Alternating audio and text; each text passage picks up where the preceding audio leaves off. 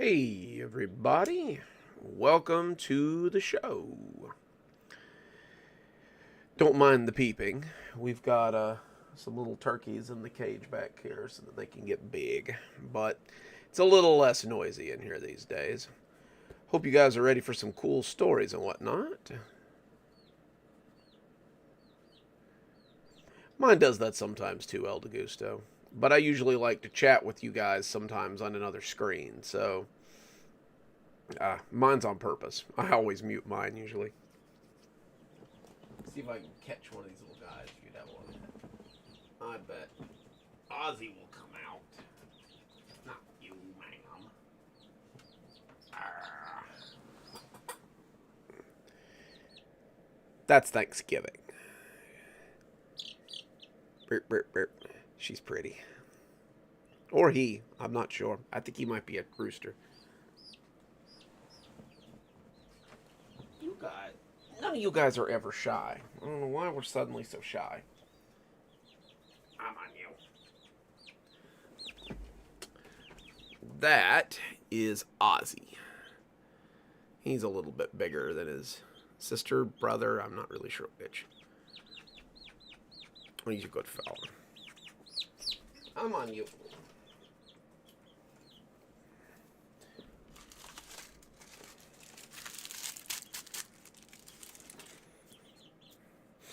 Oof. Yeah, see, if you get here a little early, you get to look at chickens. But yeah, all the chickens are doing really good. Um, Ozzy's a turkey, so he's a little bit bigger than the rest of them. Ozzy and Ozzy and Rory are turkeys, so they're a little bit bigger than our usual chickens, but they're pretty cute and they're settling in pretty well. Ooh. I'll tell you what, give me just a second to go wash my hands. I'll be right back.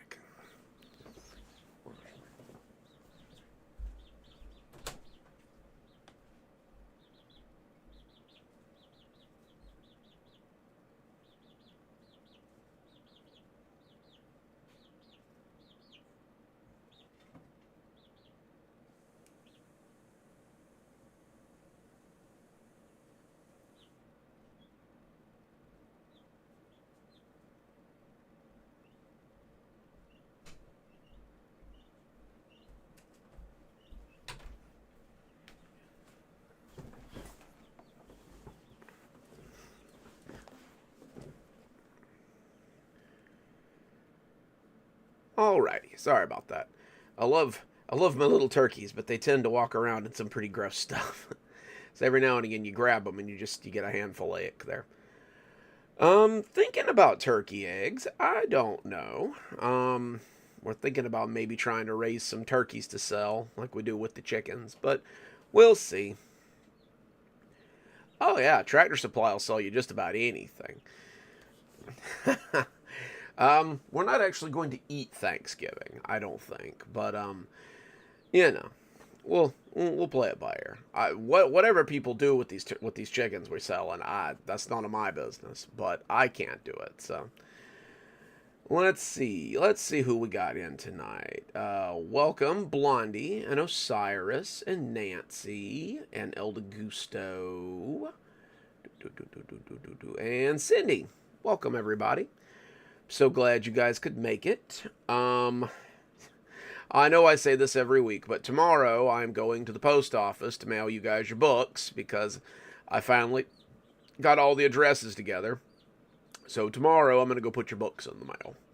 So, yay! That should be fun.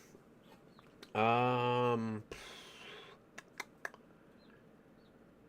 pretty sure this year's compilation is in is it's well, it's not up yet. Like they're still looking at it, and I'm hoping to get an email pretty soon that they've went ahead and put it through. But shouldn't be too much longer. I'll put you guys out a link when it gets done, so that you guys can buy it if you want a copy. Um,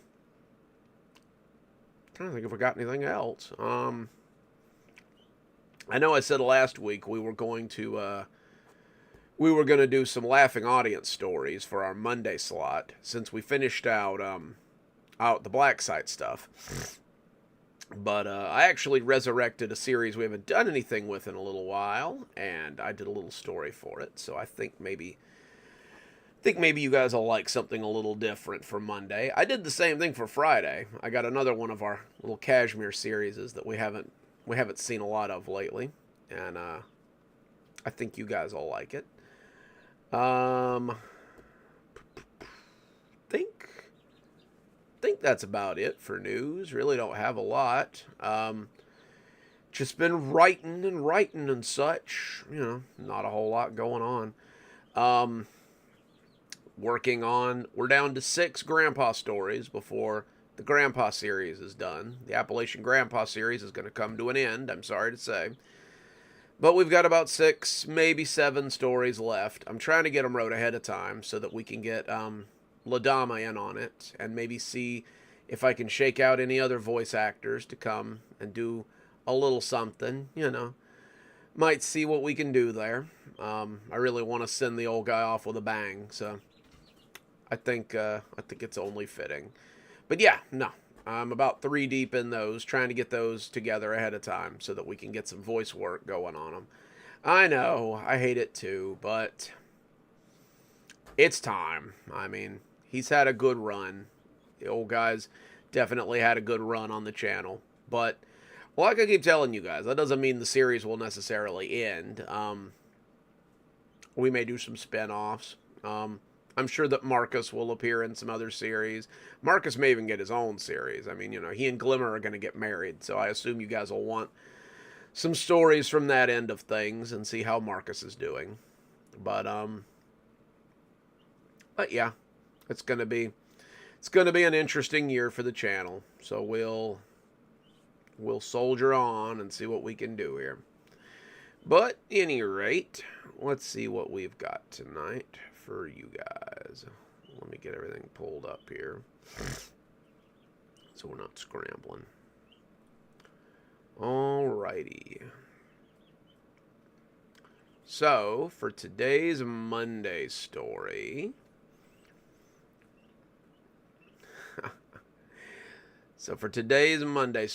we're going to go back to our Ranger Tales, which we've been neglecting lately, to check in with our old friend in the Georgia parks and see what he's gotten up to. Today's story is called 2 More Weeks of Winter, and I hope you guys enjoy it. Hey, shh. Hush, you. Hush. Shh. Noisy burbos. I haven't El Gusto, but you never know. You never know what I'll get up to eventually. Let's see here. Okay. Oh, sorry, Nancy. But yeah, that series will end, but that's not to say that we'll never get any stories from that end of things again. Okay, so 2 more weeks of winter. Hey guys, I know it's been a while. It's your favorite park ranger, back from a long winter and ready to finally get some spring in our little slice of heaven here in North Georgia. Winter was pretty long.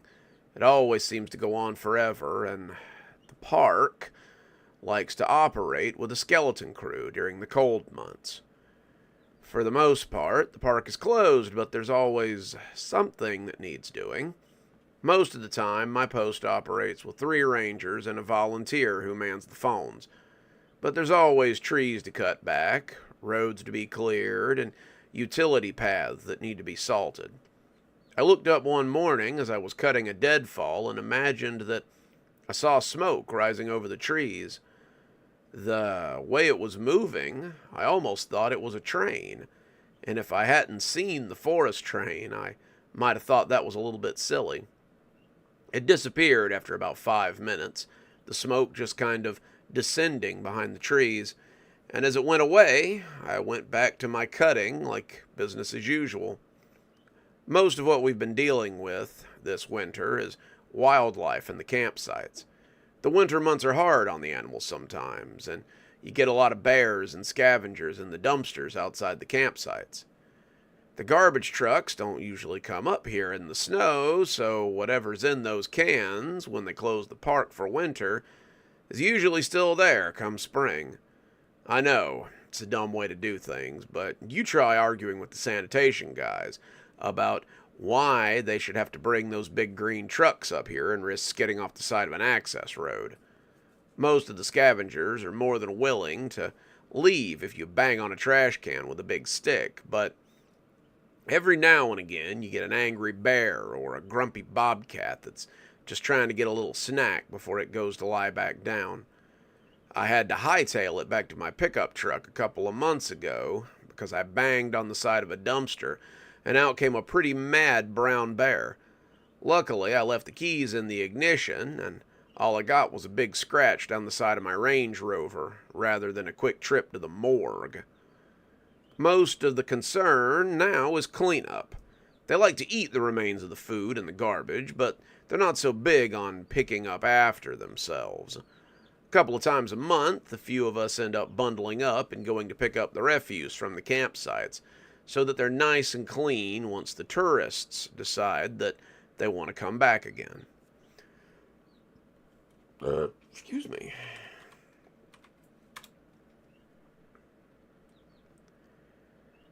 Which brings me to today. We're coming up on March, and April is the official start of the season. That's the day when the parks will officially open to the campers. And there's always a dozen or so people who want to bring their pop-ups or their tents and come and enjoy the last of the winter weather before spring comes in full force. It is sort of pretty out here, but I'm not sure I would want to hunker down in a tent and experience it. This leads me to today's problem. The snow on the west side of the little mountain in the middle of the park refuses to go away. It's the weirdest thing. The snowfall here stopped about 2 weeks ago, after the last big blizzard. But if you take out your binoculars and get close enough, you can literally watch the snow coming down on the west side of the mountain. It's not uncommon on the peaks. Some of them are high enough that there's always a little bit of snow up there, but this is near the valley floor, and we've been experiencing temperatures between 50 and 60 during the daylight hours. That's a little warm for snow, and it's been driving the senior rangers nuts. We cannot have tourists going up there and getting stuck. We need to find out what's going on. I've got a couple of guys from the Meteorological Foundation coming out to have a look at the... Bleh.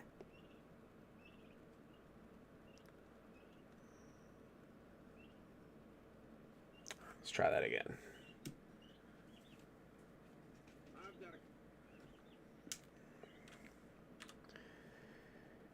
I've got a couple of guys from the Meteorological Foundation coming out to have a look.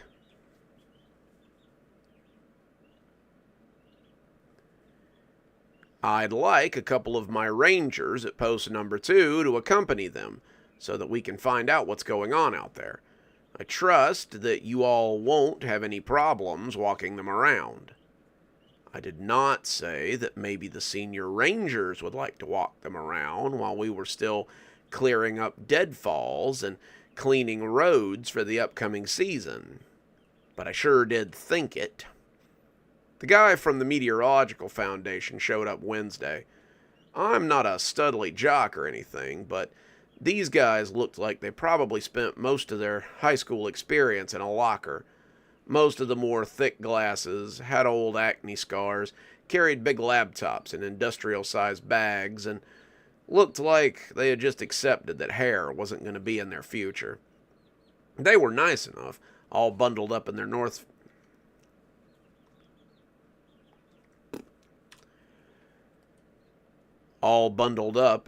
Face jackets and sensible hiking boots, and the fella they stuck me with was named Dudley.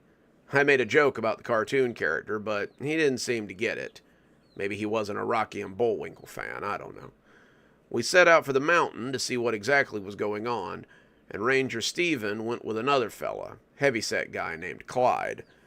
We rode for about an hour until we got to the spot, and I helped Dudley set his tent up so that he could start taking samples and monitoring weather patterns. The computer that he had in his bag was pretty impressive for a laptop.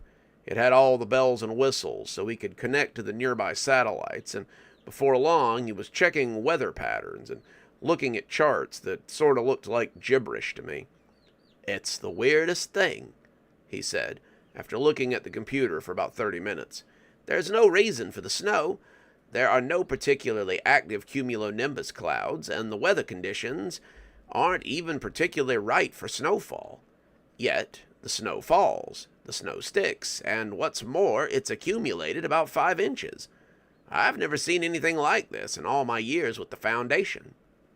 I nodded along, like I understood what he was talking about, but I'd been a little distracted since we got out here. I kept hearing this weird noise when the wind would gust down, and the snow patter would quiet for just a moment. It sounded like someone yelling for help. It was croaky, like someone who'd been out in the elements for a while. But they were very clearly yelling for help.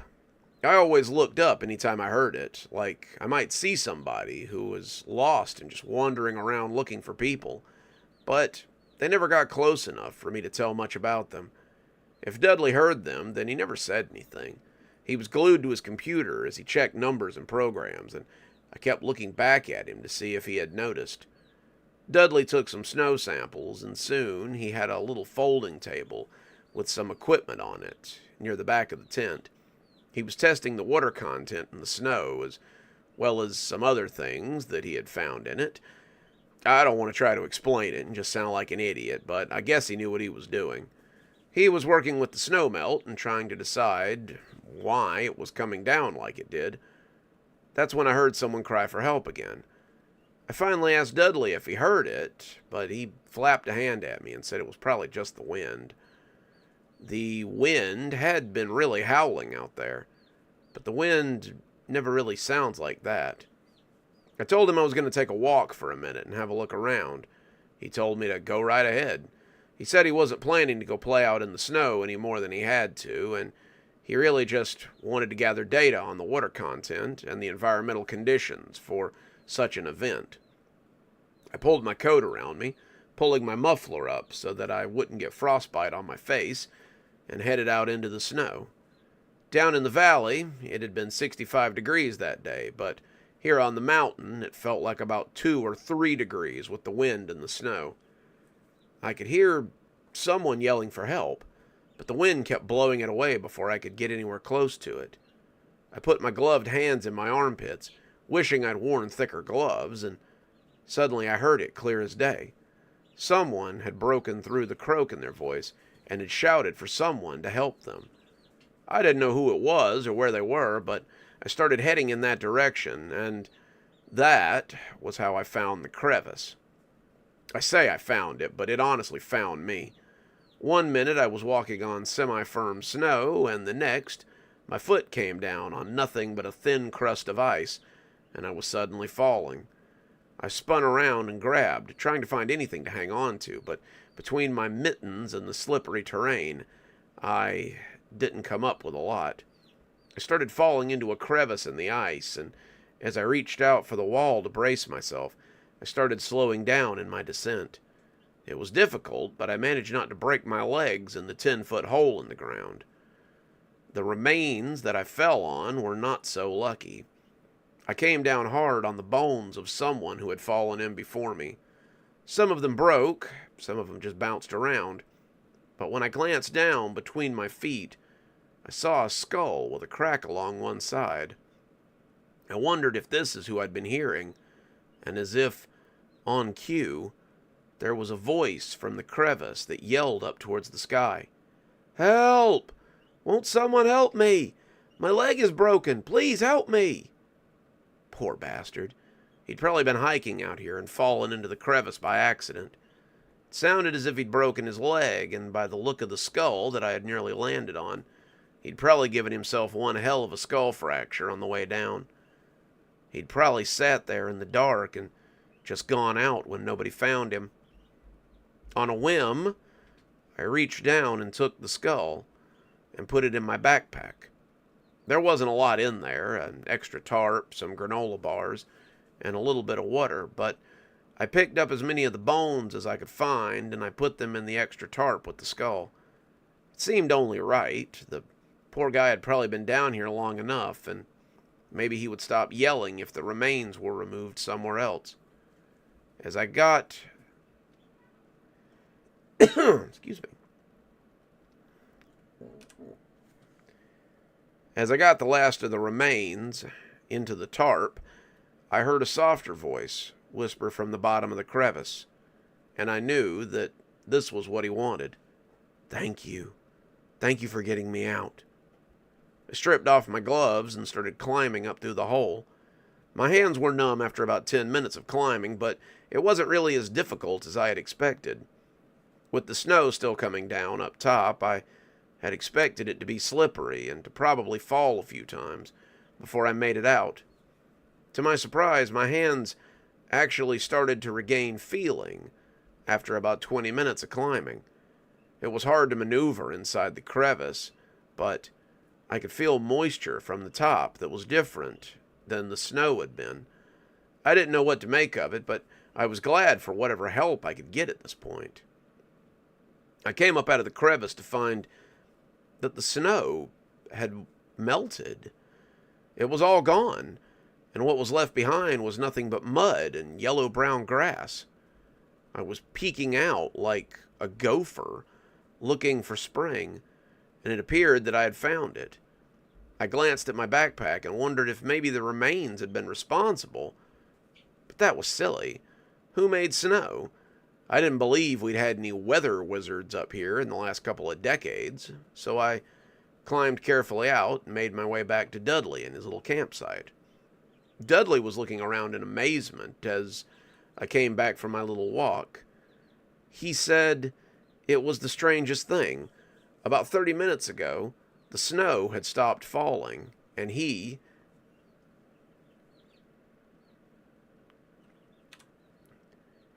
had started melting. I had stopped... That's not the line. It had stopped coming down, and it had warmed up considerably as the wind stopped blowing. He said it all just melted in a matter of minutes, and he was left speechless as he tried to make sense of all of it. I believe we may have been trapped in an area of strange and unknowable meteorological significance. That's the only explanation I can come up with, at least. There's no reason for the snow to have simply stopped and melted other than a shift in weather patterns or something. I can't really speculate until I get back to the weather center and run the data, but I wouldn't be surprised if people are talking about this for years to come. He may not have an answer for it, but I think maybe I do. I think our mysterious hiker must have gotten lost in a late-season snowstorm and just brought the snow with him somehow. Maybe his ghost was upset about dying in the mountains and he just made it keep snowing. I don't know. This place is frankly weird enough that nothing seems too strange anymore. I took the remains back to the ranger station, and a couple of weeks later, the police told me the dental records matched a Howard Drake, an avid hiker who'd gone missing about 3 years ago. Why he had only now brought the snow to the mountain was a mystery, but some of the other rangers said that this year's snowstorm was one of the worst they'd had in about a decade. Maybe it was... if I could read...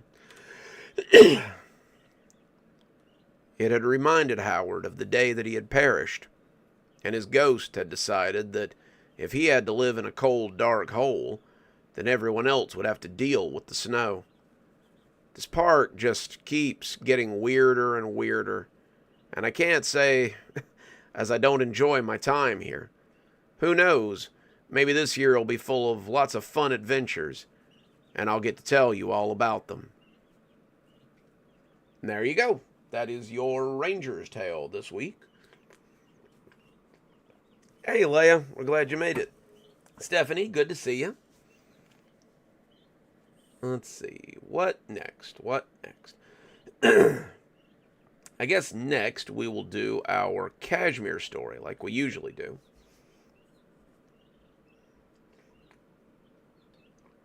Ooh, there we go. I thought I saw winter come in too.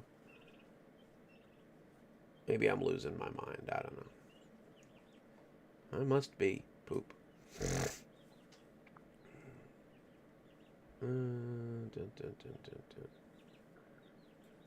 Ooh, hey Brandy, we're glad you made it too. Alrighty. So next we're going to do our Kashmir story this week, which is another story about our good friend Sheriff Guthrie and that weird school that we've come to a couple of times. The Kashmir Elementary, basically. So, we're going to read a story about the mandatory assembly. And I hope you guys enjoy it. Okay, class, settle down, settle down. The kids were all assembled in the auditorium of Kashmir Elementary. The sheriff had been adamant that all grades needed to attend the assembly. It was something that the mayor had wanted, and if the mayor wanted it, then it got done.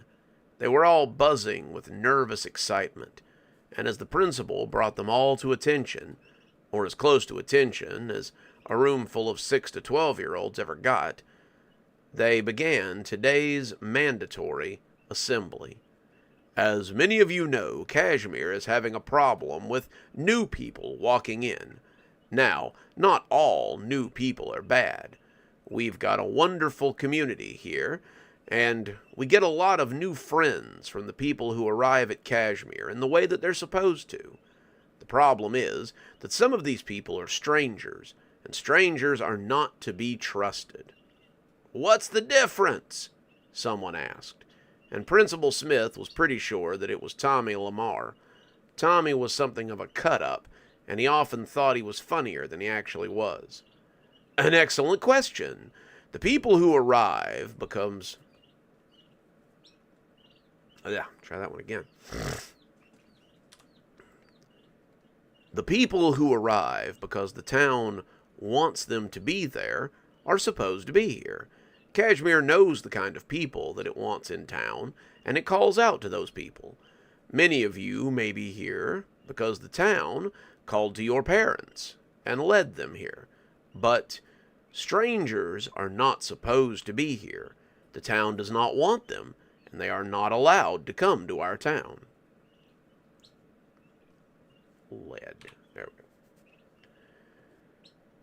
There were some low mumbles from many of the students, and more than a few of them seemed confused. "It seems as if some of you may need a little more direction. That's why we have Sheriff Guthrie here, who has agreed to come and speak to you about strangers. Sheriff Guthrie, are you ready to talk to the students?"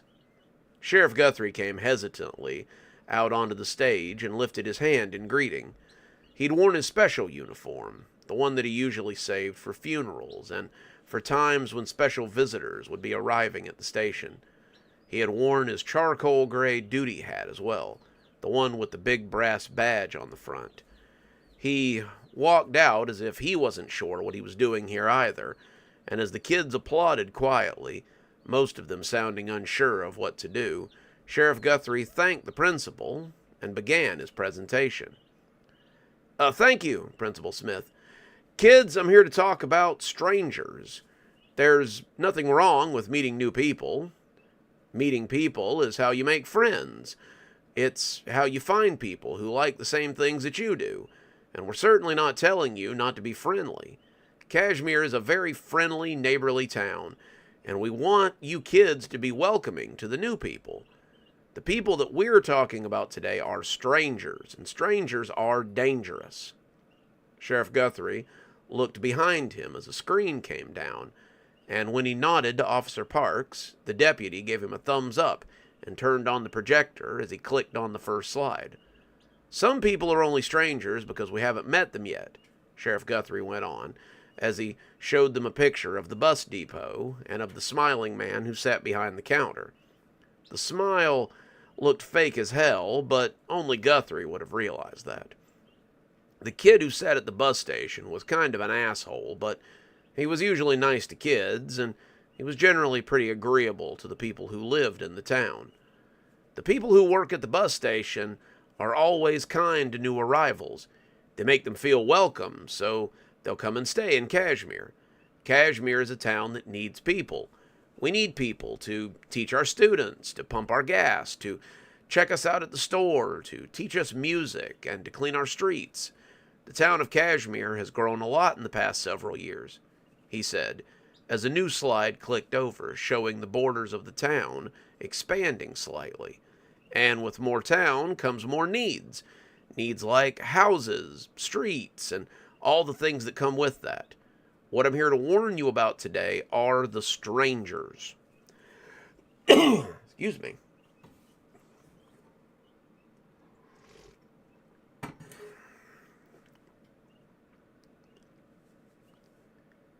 Officer Parks clicked over to another slide, and Sheriff Guthrie saw some of the kids flinch a little. The slide was of a smiling man with a book in his hand who was offering them a pamphlet.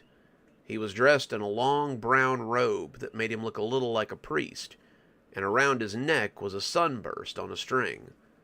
The mayor had cooked up the image from descriptions of the Bright people, and even though Sheriff Guthrie had never seen one of them, he had heard them, and he thought this was probably what they looked like.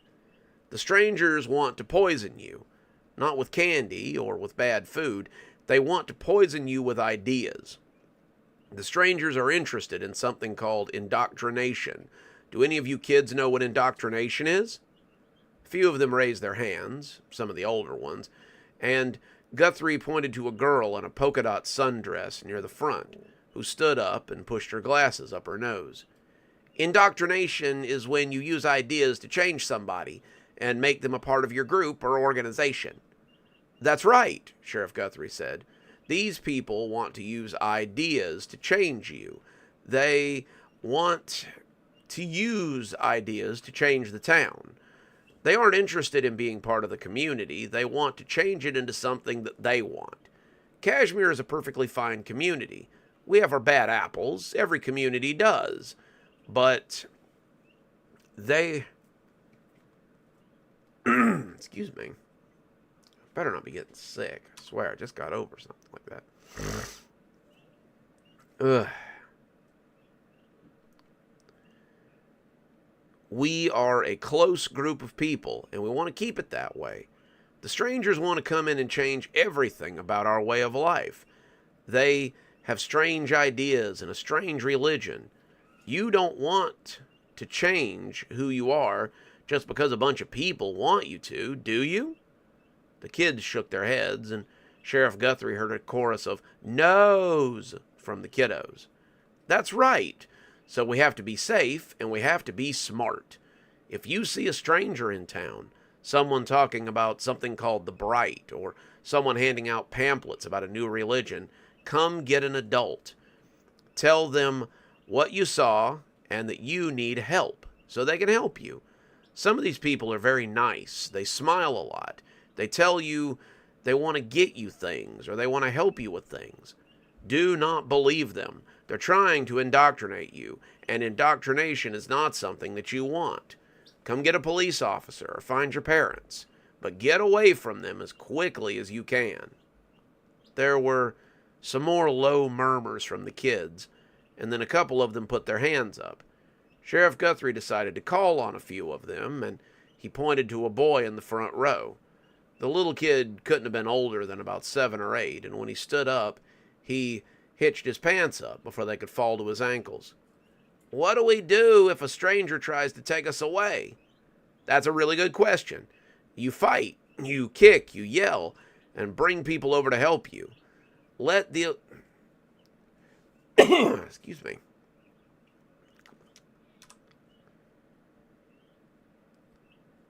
Let those people know that you don't know this person, and they're trying to do things that you don't want them to do. The people of Kashmir have always helped each other, and they will make the strangers go away. Guthrie hated how childish he had to be with these kids, but He didn't want to scare them any more than he had to. They were still children, after all, and he didn't want to tell them that these people would change their minds and ruin them. He didn't want to tell them that these people were capable of mind control and manipulation, and that even if they got away from them, they still might hold those ideas deep in their heads or their hearts. That was the kind of thing that a grown-up would need to hear. But not these kids. Not yet. He chose a little girl near the back row next, and as she stood up, he realized she might have been closer to middle school than elementary school. Why exactly are the strangers bad? Just because they want to tell us things? Shouldn't we want to listen?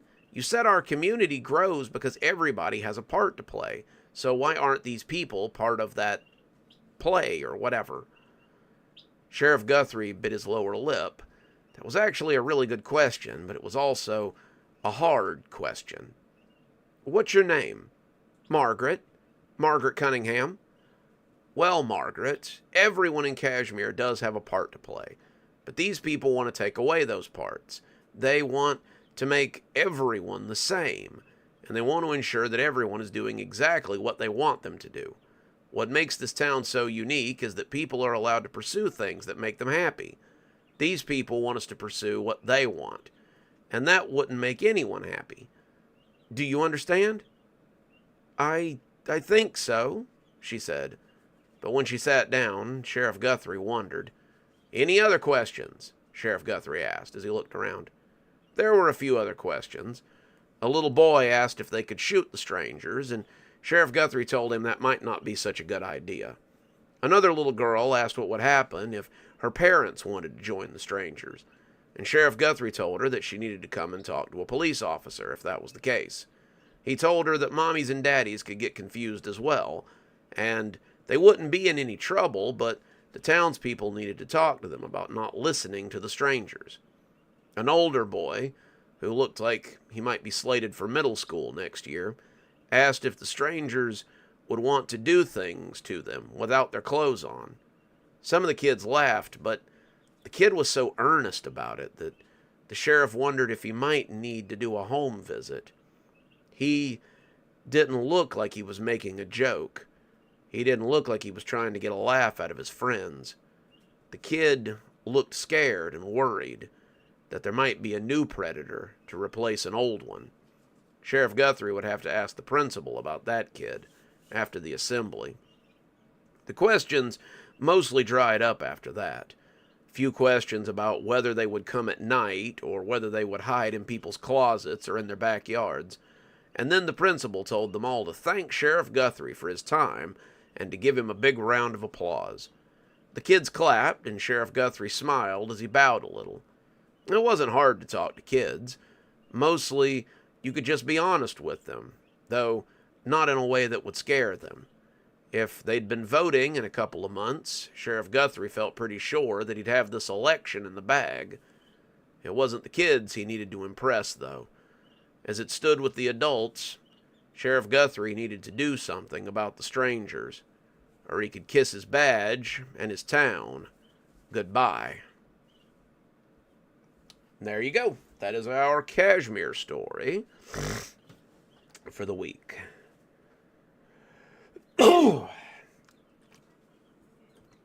Sorry, guys. Having a little bit of congestion here. Trying to power through it. Voice is getting a little crunchy, though. Alrighty, so I told you guys that I had a series that we hadn't come to in a while for Friday. So this week, I've got a new Kashmir Botanical Gardens story where we're going to hear about something special for Sam at the garden. This is a present from the Queen, and I hope you guys enjoy it. Oh yeah, Blondie, my seasonal allergies are all seasons. I gotta break out my Claritin, I guess. Alright, a present from the Queen. It had been a while since I'd had a stalker at the Botanical Gardens, but it seemed I had one today. Winter had been fairly uneventful for the garden. We'd helped the prison with its problems, gotten through the Christmas event relatively unscathed, and then we'd simply closed our gates and stood by after New Year's. There had been no attacks by the Green Man, no retribution from his minions, and other than a little bit of business with a holiday spirit run amok, we had been allowed to rest and to plan. We had our setup mapped out for spring, and that had opened a few weeks early so that the guests could see the new layout. It was during one of those times that I noticed the old man, who seemed to be tailing me. Oh. Excuse me.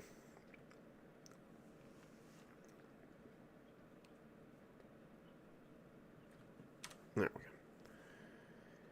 I say old. The guy appeared to be in his mid-50s, with fairly straight posture and eyes that seemed to take in everything. I got the feeling that the cane he carried was more for aesthetic purposes than practical ones, and I wondered if he might be up to something or have something hidden in it. He looked a little bit like Sean Connery in the Highlander movie, and his crystal blue eyes bore into me as if I owed his family a blood debt. I'd never seen the man before, and I figured he was just somebody's grandfather who had wandered off and would soon be picked up again. Maybe I reminded him of someone that he had known in his youth, or maybe I reminded him of something that he had seen that he couldn't quite remember. But it wasn't until the cane... Jump to that one a little. But it wasn't until I came around the corner of a display bed and the cane was suddenly whistling towards my head that I realized he might be a threat. I slapped the cane aside with my hand, but he was already coming after me again. He was tall and still rather powerfully built, and he was holding the cane as if it were a rapier as he thrust and swiped at my face. I had my own sword out fairly quickly, thinking he might be some kind of assassin sent by the Winter Court or even the Green Man, and wanted to meet him head-on before he could get his feet under him. If the sight of my sword unnerved... Can't talk today. If the sight of my sword unnerved him, he gave no indication. Alright, where was I? And when he came in again, I expected the fairy steel to go right through his simple metal cane. It rang out instead, and I saw sparks fall into a nearby flower bed. When I turned to glower at him, he was grinning wolfishly. "Not bad, kid. Not bad at all. Let's see how you handle this." He flicked his wrist, and the metal cane slipped off to reveal a thin, flexible sword. He came in again, slicing and thrusting, and I stepped back as I tried to put some distance between us. I imposed my sword into the path of his blows, doing little more than keeping distance and swiping, when I felt he was off balance. After a few minutes of trading blows, I was huffing and puffing like I'd run a mile. The old man didn't seem tired at all, and when I moved forward with a series of chops, he put aside the much larger weapon with ease. I was impressed and a little bit scared as we traded blows for a few more minutes, only the Brandylow stopping to watch. I kept expecting the guests to gather around or call for help, but they just kept moving around as if the two of us weren't having a sword fight a few feet away. I realized that none of the regular people could see us, and I expected that he might have thrown up some sort of glamour around us. That also made me think he might be from the other side of Fairy, and I pushed deeper into my mantle as I tried to hold him off. When we parted at long last, I kept my blade held defensively, in case there was another attack forthcoming. The old man stood at the ready, his sword cane held out for a jab, and then he surprised me. He started laughing, and it came out as a booming basso that rolled over me like a warm breeze. "I see that Queen Titania had the right of you. You have promise, but your form's all wrong. You swing that sword like you've never held one before. You fight like somebody from an old action movie, maybe Conan the Barbarian or the Highlander." He even sounded a little like Sean Connery. His gray hair was pulled back into a small ponytail, and he had a pair of small gold glasses perched on his nose. He was dressed in flannel and jeans with shoes like you'd see on a hiking trail. And if he hadn't swung a cane at me, I'd have probably never noticed him. Don't worry, he added with a wink, bending to pick up the cane sheath as he slid it back on. I love a challenge. I smiled. I couldn't help myself. The man's presence was suddenly like a warm summer's day as he put his cane back on the ground and offered me his hand. His grip was firm, his bunched knuckles only cracking a little bit, and when he bowed, I thought again that the cane was mostly for show. They call me Vanderhorn, Aurelius Vanderhorn. I've come to train you in the ways of the sword. Well, that's awfully nice of you. I can't believe that Queen Titania sent you all the way down here to make sure I had a formal education. Vanderhorn smiled, showing me a mouthful of socially brown teeth, and I saw the Brandylow around us begin to clap as the regular people continued about their day-to-day. The Queen, despite her misgivings, is quite fond of the lady and her allies. She wants her to be safe. She wants her well protected, and if you are to be her champion, then you need to be able to fulfill the role. I'm here to teach you everything you'll need to know. I'm here to teach you swordsmanship and tactics and how to lead men into battle. I'm here to show you how to act when you're at the court, teach you protocol, and ensure that you don't embarrass yourself when it's time to stand beside your lady and your queen. I thanked him again, and that seemed to be when Tobias decided to come and see what all the fuss was about. We have a lot of work to do, and spring will be upon us before... There we go. He stopped talking when he saw Vanderhorn, and he rushed forward to shake the man's hand as if he were some sort of celebrity. Mr. Vanderhorn, it's such an honor. What brings you to the garden? Are you here on court business? You could say that. Queen Titania has sent me to train the new summer knight. So far, I've found him to be acceptable, if not a little green.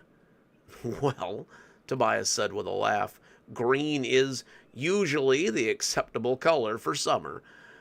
Does the lady know that you're here? Not yet.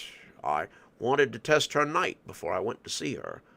Where might I find her? I feel now would likely be the appropriate time to tell her why I'm here. Yes, she's in the greenhouse. I'll have someone lead you. Mistletoe, take Mr. Vanderhorn to the greenhouse and make introductions for him. The lady will want to know he's here straight away. Mistletoe, one of our new Brandylow, came striding up to lead the old man towards the greenhouses. I'll see you a little later, boy, Mr. Vanderhorn said, as he headed off to make his courtesies. 2 shakes.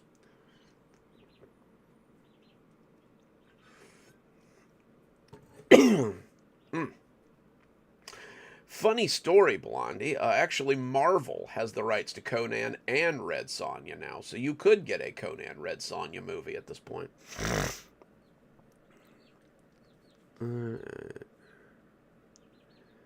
Some of the Brandylow followed him, but most of them headed back to their duties. Spring was right around the corner, after all. Hey, Tobias, I asked, before he could disappear into the crowd again. Who is this guy? I've never heard of him, and he seems like a big deal. Tobias gave me a look that was hard to read. Tobias and I had been cordial but not friendly lately. He did not appreciate me standing up for the Barker during the Christmas season. And he'd been a little cold to me lately. I still suspected that he was trying to turn the other Brandylow against him, but if he was, then he'd been doing it quietly. Mr. Excuse me.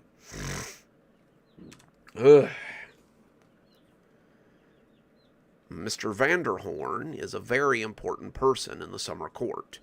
He was the summer knight 2 nights ago. He's one of the greatest swordsmen the summer court has ever known. He saved Queen Titania from a champion of winter, and for this he was allowed to retire with honors. Not something that a lot of summer knights get to achieve. That made me shiver. I had no intention of leaving the garden, but I assumed that when I got to be too old, they would simply pick a younger knight, and I would have to go back to what I was doing before.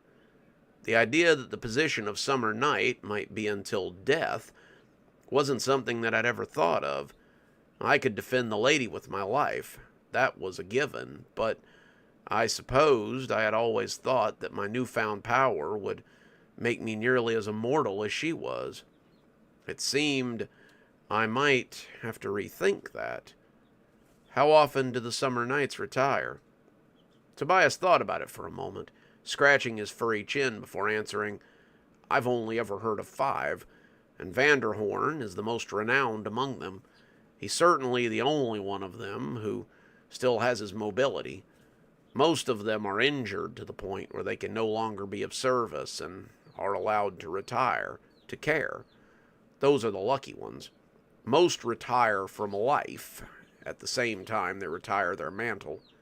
Mr. Vanderhorn was allowed to retire in order to train other knights, and he's granted some of the summer court's immortality, so he may do so until he sees fit to lay his power down.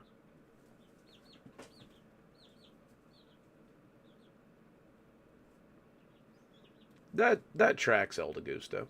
I know I know the two of them were in a comic together like the last couple of years. So. And Marvel's been introducing Conan into their different series for a while now.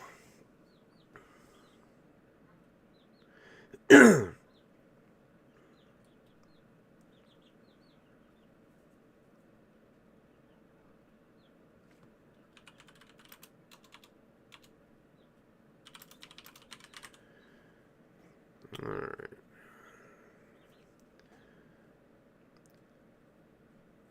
How long has he been with the court? 6 or 700 years, maybe more. He has an extensive knowledge of swordplay. It was said that he fought in the Crusades, but it was likely some other lesser known excursion into what many called the Holy Land. Tobias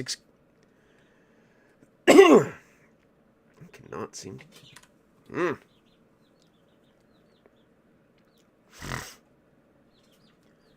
Tobias excused himself then, heading off to continue with his duties, and I was left to chew over that for a moment.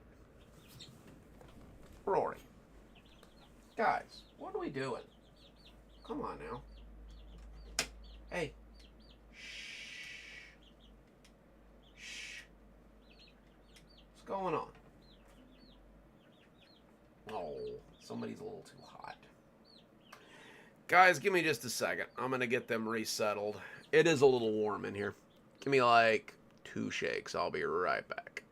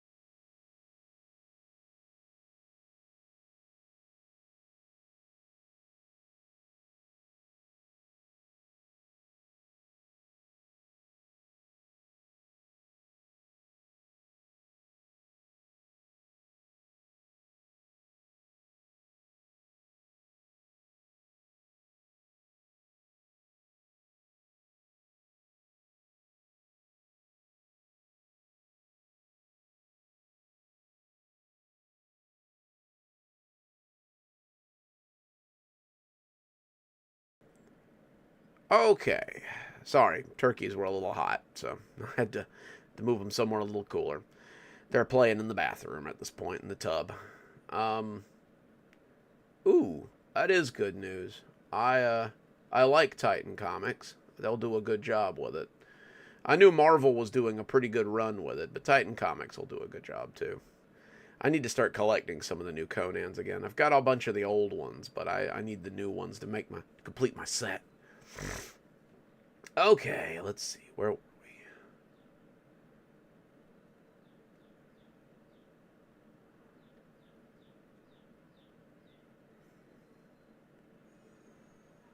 we? Dude, yeah, that's one.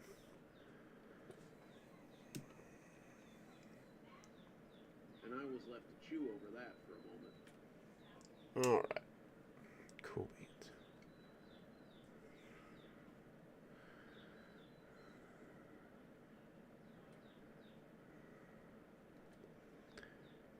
I suppose there was nothing wrong with learning a little bit more swordplay. Most of what I had gone up against so far were slobbering monsters or creatures who were controlled by others and didn't have much mind of their own. My only real opponent who had any sort of training was the original Summer Knight and the Green Man. I wondered if Vanderhorn had trained him as well. I suppose he must have, but who could really be sure? I had beaten him not by skill, but through trickery. Technically, I had adequately defended myself and was still alive, but a man like Vanderhorn might consider that to be dishonorable. It was only a matter of time before the Green Man came back, or the Winter Court decided to send something up to us.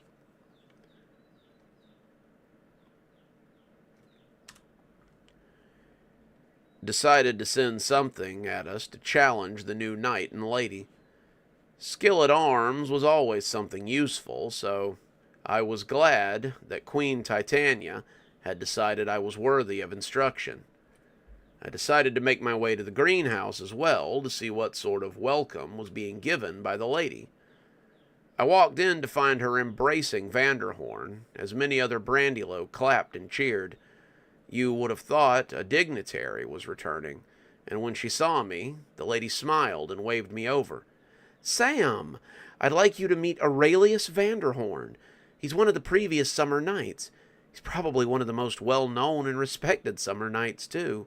He's been asked by Queen Titania to train you in swordplay.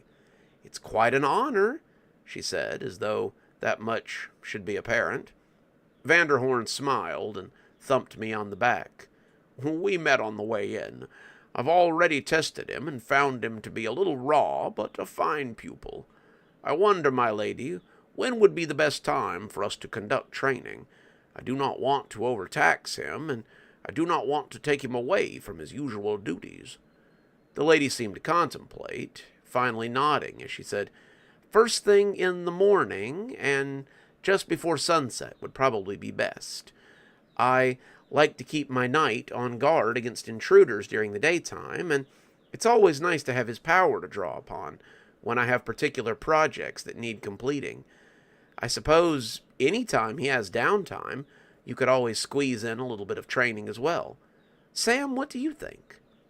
"I think your assessment is very wise, my lady, and I would be more than happy to work with Mr. Vanderhorn any time he's available." "That's the spirit," Vanderhorn said with a wink. "What's more, Queen Titania has told me to be at your disposal, and until I feel that your knight is properly trained. Do you have some place at the Botanical Garden where I might reside?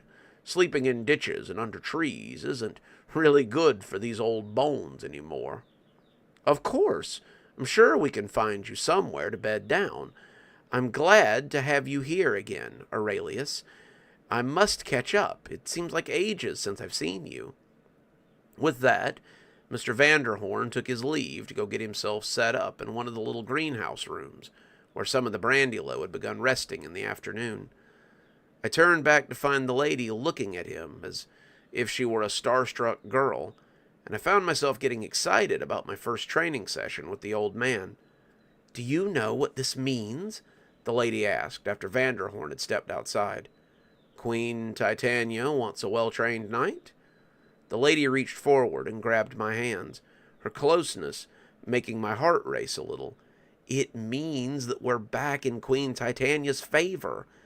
I've been worried that she was angry with me. What we did was sort of a trick. We killed her knight to take his mantle, and then I accepted her position as summer lady so that she wouldn't put you down to have it returned. I had denied her for centuries, and I was worried that she would be upset at me for suddenly deciding it was the proper time to take up the position. Then, she had been quiet for so many months, not a word or a request or even the offering of training, but now she has sent her trainer to us so that you can receive a proper education. It means we're finally back in her good graces, and it means I can finally relax a little bit. As she spoke, I noticed that the lady looked relieved in a way that I hadn't seen in a long time. It was as if a weight had been lifted off of her, and perhaps it was the sort... God, chickens are so dramatic. I don't know if you can hear them, but they are like going to town in there. And perhaps it was the support of Summer that made her feel like this. The way she explained it, however, made me suddenly wary of Mr. Vanderhorn. The way she spoke of him made him sound like he and the Queen of Summer were very close. If we weren't in the favor of Summer, perhaps he was here for another reason. We had trusted Queen Titania and her court before, and then discovered treason amongst her people. What if Mr. Vanderhorn were here to see if we were worth the effort, with orders to get the mantles back if we failed his test? Don't look so glum, the lady said, kissing me on the cheek before releasing my hand. You'll learn so much from Aurelius, and I know you'll make me... Ugh.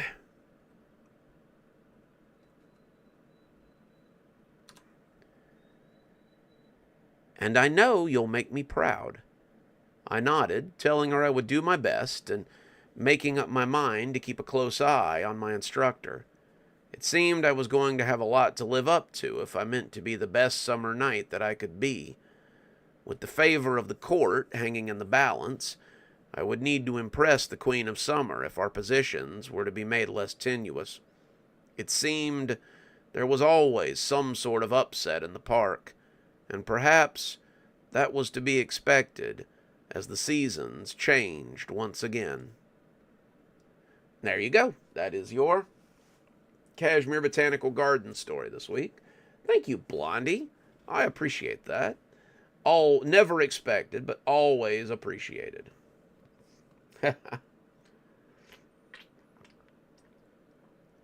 Oh, absolutely. Those guys eat some food. Luckily, we'll be giving I think it's like 9 or 10 of the chickens back to one of Susan's friends pretty soon. So that'll cut down on our food bill a little bit. Right now, we got like 30 odd chucks hanging out in the backyard. So they definitely eat some food. Alrighty, let's see. Time to move on to our short stories this week. Oh, excuse me. I think we're going to start off with a strange little creature feature about a story that gave me the idea was pretty spooky. The story is called The Runalongs, and I hope you guys enjoy it. Oh, no worries, Leia, it's fine. Like I said, it's never expected, but always appreciated. I used to see them all the time when I was a kid. They were strange little friends that I imagined any time we were riding in the car. At least, I thought they were my friends. I wish I still thought they were. I grew up in a military family. My mom, my dad, and me, until I was about 10 years old. Dad was a helicopter mechanic with the Navy, and Mom was a communications expert, also with the Navy. They had met some years ago at the base they were stationed at, and we had lived on bases for most of my life. Base housing isn't terrible, but it's hard to build a life when you're constantly getting shuffled around. We went from California to Texas to Mississippi to Georgia to Florida to Tennessee to Virginia, and eventually we went all the way back to Mississippi. I remember being bored as we drove. Not a lot to do when you're on the road for that many hours. I had books and toys, and at one point I even had a Game Boy that my dad had bought me. But I still managed to get bored as the scenery rolled past, and I was left sitting in the back seat. I was 5 the first time I came up with the game. I called them the run-alongs. They were these sleek black dog things that would run along beside the car while we were driving. They had long legs, and their bodies were kind of oozy and oily. They would run along outside the car as we drove, and I would watch them as they jumped over bushes or went through trees. I would sit and watch them for hours as they followed the car, but my parents never seemed to see them. I would draw pictures of them sometimes, making them as detailed as I could, but they would always just laugh and say I was so creative. If the drawings freaked them out, then they never showed. They probably just thought I was a kid with an overactive imagination, and went about their day without thinking too much about it. Things didn't get weird, though, until our last move. They offered Dad a job in Mississippi. He'd be working on jet planes, and the pay was more than worth the move. Dad agreed, but he had one stipulation. He had about 10 more years until he could officially retire from the Navy, and he wanted to spend those 10 years in the same place. He wanted a contract that would stipulate that, unless it was a time of war or a state of emergency, my dad was never to be transferred away from his new base again. The top brass agreed. Dad had enough rank and time that he could ask these sorts of things, and they signed paperwork and told him to enjoy his stay in Mississippi. We packed up for what Dad promised would be the last time, and we made our way to our new home. I was 10, but my favorite game was still make up... Ugh.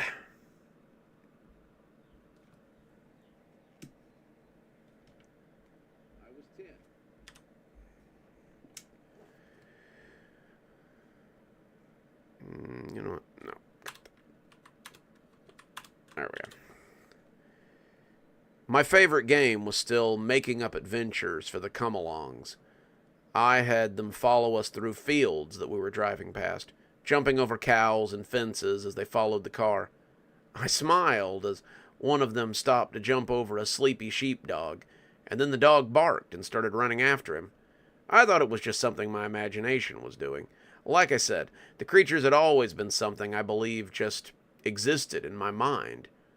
Anything that they actually did was just something that I had come up with, and they weren't real enough to interact with anything out there.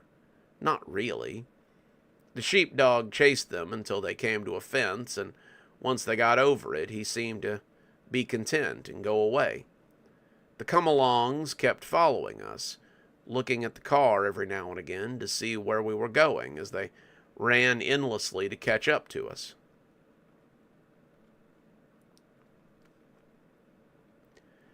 We drove for about 8 hours that day, and when we stopped for the night, I noticed that the creatures didn't just go away like they usually did. I remember reaching into the car to get my bag and looking across the street to the empty field across from the motel. The come-alongs were sitting in the field and watching me, their tongues hanging out and their eyes focused directly on what I was doing. They seemed confused when I went inside, clearly not something they had expected, but they didn't stay in the field either. My parents gave me the bed across from the window, and I remember waking up a few times as something scratched at the glass and made strange noises in the middle of the night. I'd open my eyes a little bit, and I would see the shadow of the canines as they sat outside the window and seemed to call to me to come on. I told them to go away as quietly as I could a few times, but after a while I hunkered under the blankets and covers, shaking as I wished they would go away. They were starting to scare me, and this was something they had never done before. Usually once the car ride was over, they would just go away. And when the sun came up and I crawled out of bed, I remember being relieved that they had left.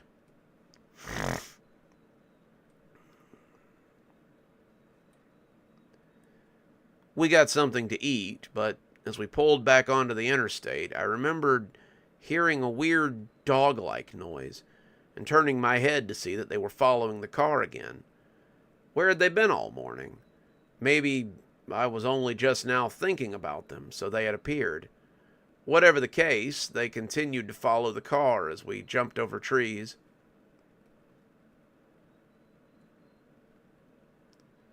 That's the wrong one. Hang on.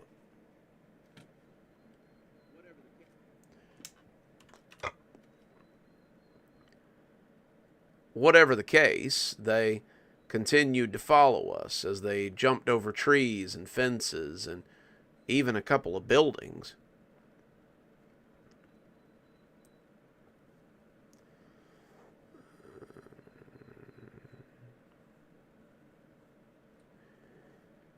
Usually, the creatures were a ways back, not really within barking distance of the car. Today, however, they were pretty close, within about 50 feet of the car at least. They would move away a little bit, but they always seemed to gravitate closer as the day pressed on, the sun beginning to sink again. I asked Dad if we were going to stop tonight, and he shook his head and said he was going to drive right on through so they could make it in time.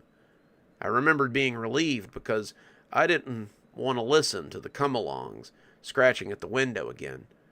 I looked at them and put my tongue out, letting them know that we wouldn't be stopping, so they couldn't scare me again tonight. We were out in the pretty rural end of the country by this point, streetlights being few and far between, and I could see them moving over sidewalks and through fields as they followed us. I would catch sight of them in the pools of light cast by the few small street lamps along the highway. The moon was a little more than a sliver tonight, and it wasn't casting a lot of light for me to see much of anything out there. They were like shadows as they moved across the ground, and the longer I watched them, the more terrified I became. They were following us, and I wondered what would happen if they followed us all the way to our new home. What they stay? Would they stay there?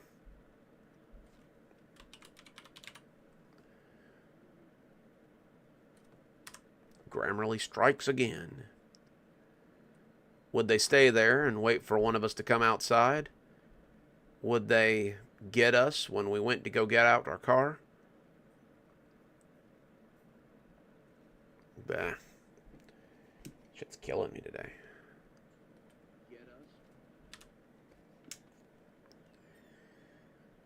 Get us when we got out of the car? I didn't know, but I knew we were going to be living on a military base again, so I hoped maybe the guards at the gate would stop them if they kept following us.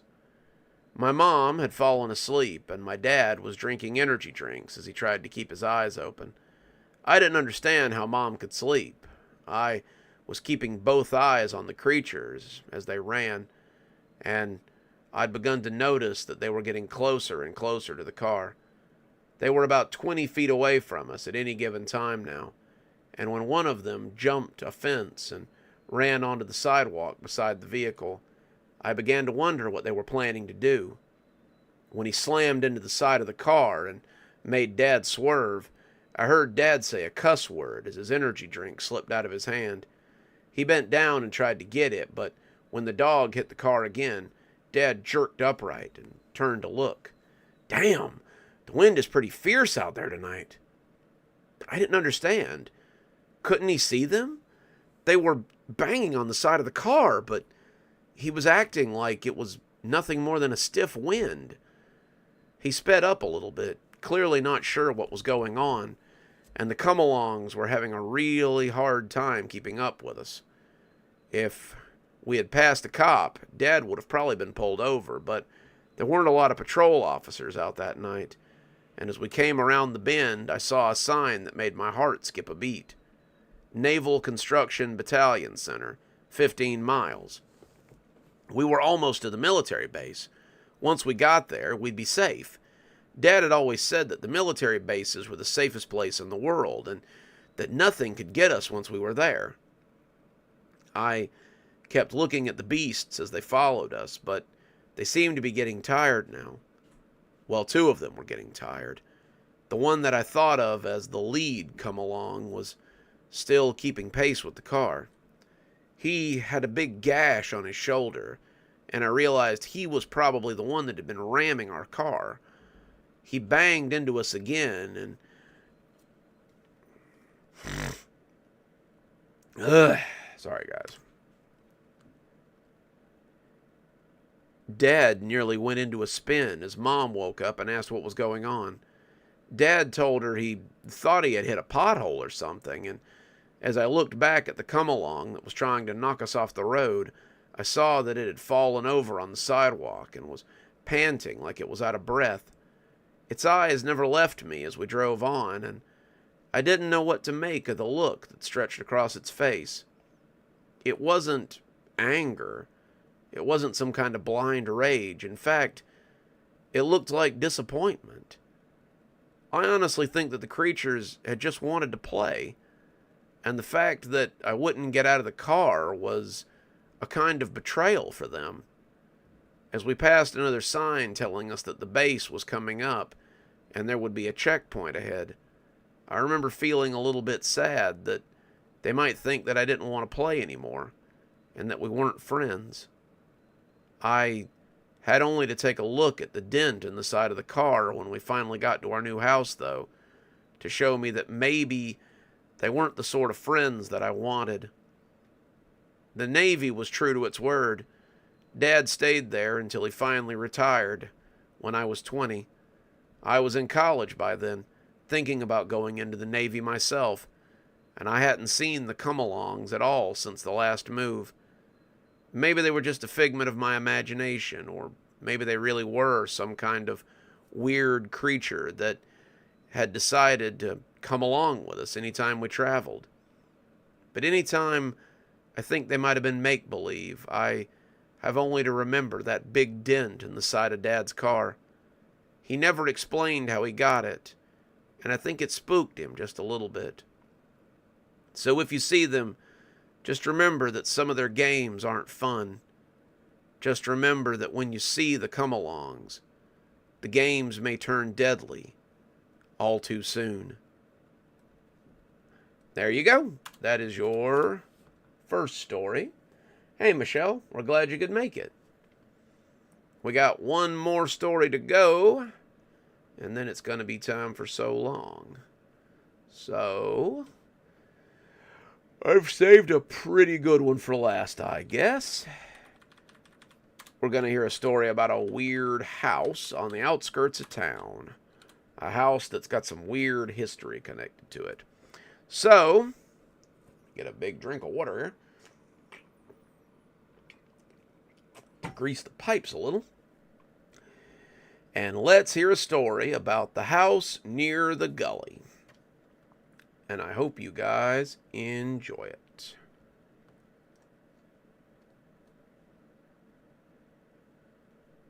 Alrighty. The house has been there for about 70 years. It's called the Preacher's House, and it was built for the pastor of River Valley Pentecostal, a church that once lay near the gully. It was home to one pastor or another before the church burned down in 1986. The pastor who lives there now, if I could read.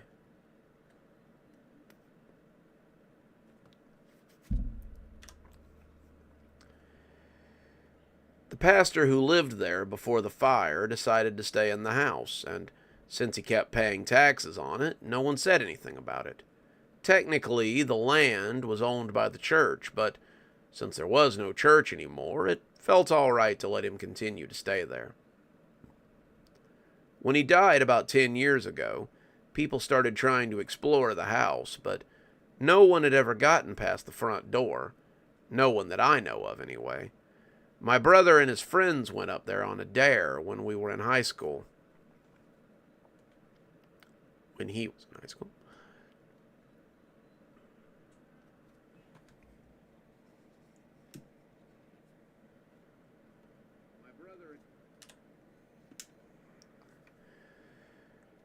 My brother and his friends went up there on a dare when they were in high school, and he said everything about the place felt wrong. The yard was overgrown with goldenrod and witchgrass. You could see things hunkered in the yard like monsters, but they were just regular things when you got right up on them. There had been a bird bath and a swing set, and even a little green three-wheeled bike that was mostly rusted into nothingness. He and his friends had come up on the ranch-style house, but he said that when he had wrapped his hand around the doorknob, he had heard something deep in the house make a loud banging noise, and all of them had run away. None of them wanted to find out what the source of that noise was, but it was something that became an obsession of mine for several years. Most of it is the legend that surrounds the church before it burned to the ground. Some of the townspeople that used to go there said the preacher had a falling out with some of his deacons. It was said that they had gotten a hold of something not altogether righteous, and the preacher hadn't wanted to keep it in the church. There were other rumors that whatever it was had infected his daughter, a girl of about 8, and she had been the one to burn the church down. Whatever the case, the pastor had lived in town for 20 years before he finally passed on, and no one had ever been up there to the house after the night when the church burned down. He didn't invite anyone in, and no one was allowed past the door if they did go up there. He came into town once every couple of weeks to do his shopping, and those who tried to get in said that the house was very odd. Looking through the windows, they said there was nothing sorry.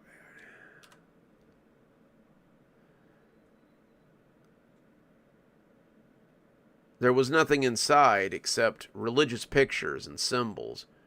He had bookshelves, but did not appear to have a TV. The windows were in the living room and in the dining room, and from there, you could see the decor was consistent into the kitchen and into the hallway that led back to the bedrooms. There were supposed to be 3 bedrooms, and people often wondered what he used those other bedrooms for. They wondered what had happened to his daughter as well. They wondered if maybe she was still in the house, still sick with whatever had infected her.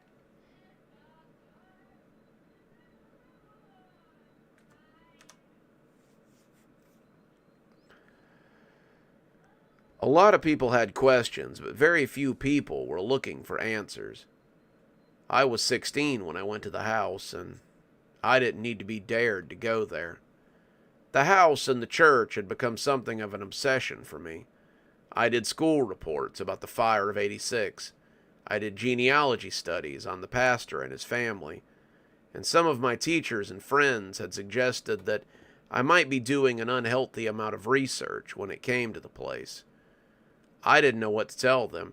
It was just something I was interested in. If I had taken an interest in trains or World War II dioramas, there would have been very little said about it. But since it was something of a town legend that had caught my attention, I suppose they thought it was troubling. Why I never went to the house before then was something of a mystery, even to me. I guess it was the strangeness that surrounded it. I was as afraid of the place as everyone else, and I didn't want them to see me terrified of something that had so enthralled me. I suppose I thought that when the time was right, I would feel like I needed to go there. Until then, I'd continue to do my research and look for answers in the ashes of that old church. My fear of the house didn't stop me from going to the church, or what was left of it. The lot was still there. There was even a swing set behind it, though it was little more than rusty chains and a wooden frame. There's a concrete roundabout that sits naked and lonely in the dirt.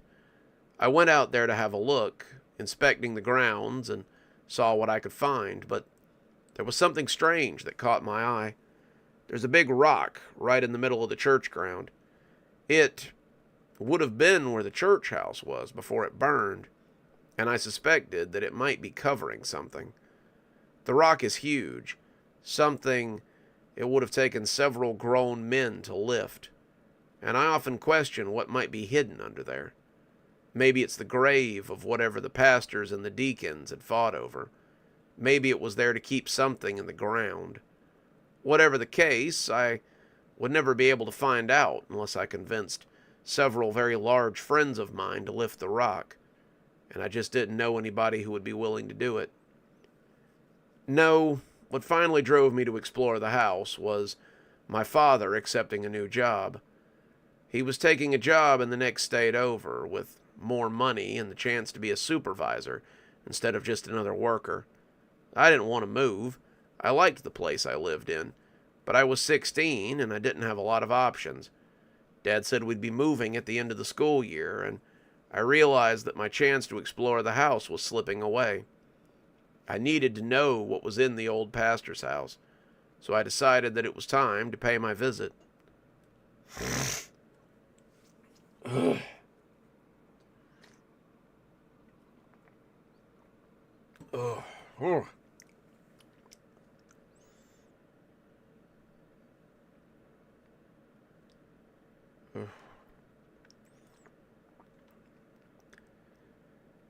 I went one afternoon in March. I'd already decided to go during the day, thinking it would cut down on a lot of the creep factor. I had a half day at school and told my mom I was going over to a friend's house. I told Ralph that if my mom asked, he was to tell her that I was over there, and when he asked why, I told him not to ask a lot of questions, that I would tell him later.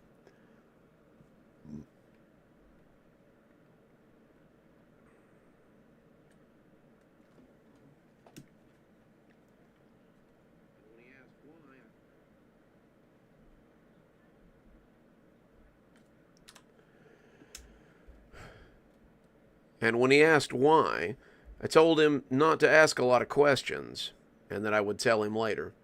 Ralph had nodded, knowing that sometimes I went out on weird little explorations, and told me to be careful. If I thought the house would be less scary during the daytime, I'd been wrong. It was just as creepy with the sun out. The wind blew through the witch grass, and the goldenrod made a skeletal sound this late in the season as it swayed. I could see the bird bath and the tricycle that my brother had talked about, the bird bath now laying on its side in two pieces, and the tricycle little more than a rusty hulk. The swing set hadn't gone anywhere yet, but it looked as if a good wind might push it to pieces. One lone swing still hung from it, and the chain made a squalling noise that was almost unbearable. The paving stones that led to the door were choked with stray grass and stunted goldenrod, and they wiggled oddly as I made my way towards the front door. The door loomed up before me like some kind of portal to hell, but I knew that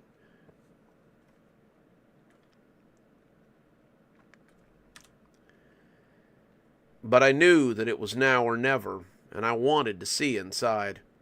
I expected it to be locked, but to my surprise, the knob turned, and the hinges creaked as the door opened slowly onto the living room. I had heard rumors that the walls were covered in religious symbols. The stories had not done it justice.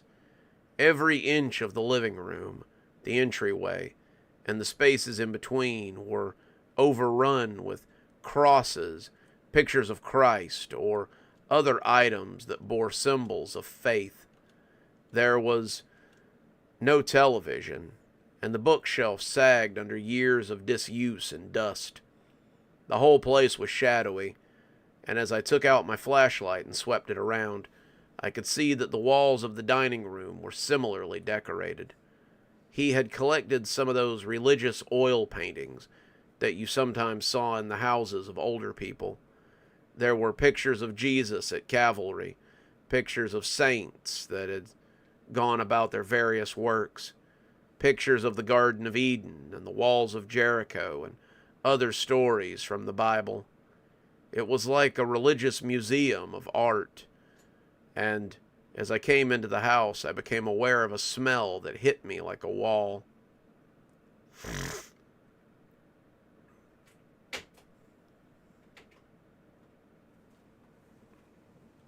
Hello.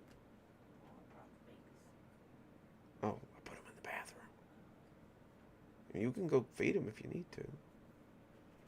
I thought it might quiet them down. Everybody on the live stream knows who you is.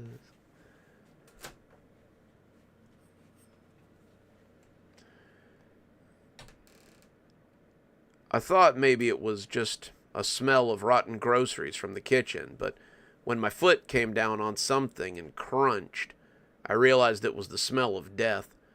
The floor was riddled with the bones of small animals. Mice, moles, birds, even a few large animals like foxes and woodchucks. The farther into the house I went, the more desiccated animals I found. I saw a fox slumped over near a moldering old chair. I saw another woodchuck half in and half out of the kitchen. I saw a hawk skeleton as it lay across the couch, and all of it seemed to be heading in the direction of the hallway. I took that to mean there was something in the hallway that they had wanted to see, and as I made my way towards the back of the house, I felt the dread that had been hanging around me deepen. The religious pictures and crucifixes had doubled when I came into the space. There wasn't a clear piece of wall to be seen anywhere. There were 2 doors, both of them closed, both of them covered with symbols. Someone had written on the ceiling in what appeared to be Latin, and mixed amongst it were familiar words from other languages as well. I recognized French and Spanish and English, but I thought there might be Japanese characters and Germanic runes up there as well. From the English words, I decided it was some sort of prayer.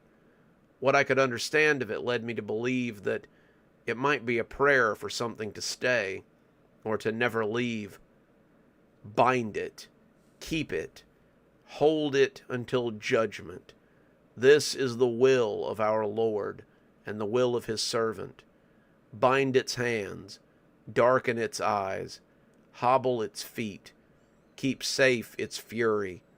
Let this place be its tomb. Let this place be its prison.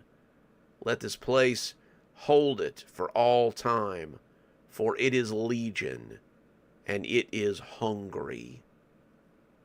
I was reading the ceiling, my flashlight held aloft, when I heard something rattle the 3rd door, the one at the back of the house. It hit it hard enough to make the chains that stretched across it jingle. It hit the door hard enough to make the crosses on the wall shake. It hit the door hard enough to make dust fall from the ceiling and from the knickknacks. And as it did, it growled deep in its chest. It sounded like the biggest dog I had ever thought of. And suddenly, I wanted it to stay right behind that door, right along with my curiosity. I didn't want to know what was on the other side. I wished I'd never come to this house, because I'd never been so close to this kind of danger before in my life. Excuse me.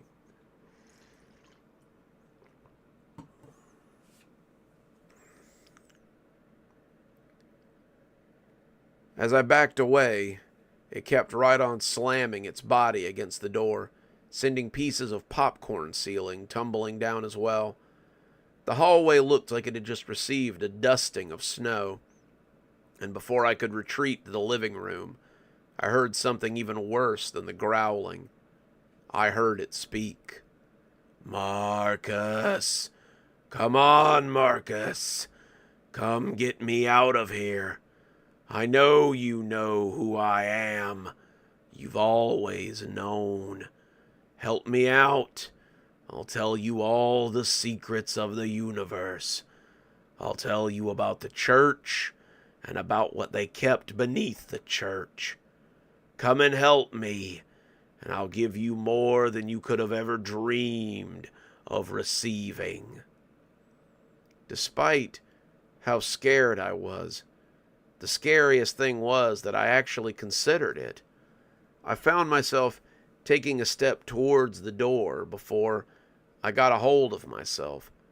Whatever was on the other side was saying what I needed to hear to go and inspect it, and it seemed to know it. It knew what I wanted. It knew how to tempt me. And when I started to back away again, it loosed a growl deep enough to make me think that the old priest had a tiger kept back there. "Don't run away from me, you cowardly piece of shit! Let me out! Let me out! I'll do whatever you want. I'll tell you whatever you want to know. I'll do whatever you want me to do. I'll show you things you've never even imagined. But first you have to open this goddamn door." I ran then, hearing the pounding as I left. I imagined I could hear the pounding as I climbed on my bike and rode back to town. I imagined I could still hear the pounding when I got back to the front porch of my house, and it didn't seem to stop until I closed the door behind me and leaned against it as I stood there panting. My parents weren't home yet, and I went to my room and tried to come to terms with what I had seen and heard in the house that I'd been so obsessed with for all these years. We might... Yeah.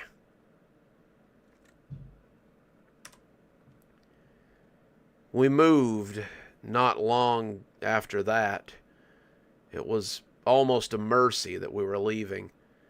Every dream I had until we moved had been about that house and listening to whatever was behind that door, trying to tempt me into opening it. The voice had been guttural, but there had maybe been a feminine quality to it as well. I can only imagine what might lie behind that door, but it was something else that it mentioned that kept me thinking about it. It had mentioned that it would tell me what they were keeping beneath the church, something that I now believe resides underneath that boulder on the property. That was, God, 6 or 7 years ago, and I try my best not to think about it any more than I have to. I still have dreams sometimes, but now I try my best to put them out of my mind. Otherwise, I might find myself going back to that house someday and discovering what lies behind the door in the house by the gully. And there you go, guys. That's our stories for this evening. I do hope you guys enjoyed yourself. I know I certainly did. And I hope we'll see you guys next time for more spooky stories. Excuse me. And of course, I want to thank you guys for all of your comments and all of your likes and all of your hypes and all of everything that you give my videos throughout the week. I appreciate that. It always helps when there's interaction on the videos. And I look forward to you guys' comments and stuff almost as much as you guys look forward to my videos. So, you guys have a good one, and we'll see you next time. Dr. Plague, signing off. You guys have a good evening. We'll catch you later.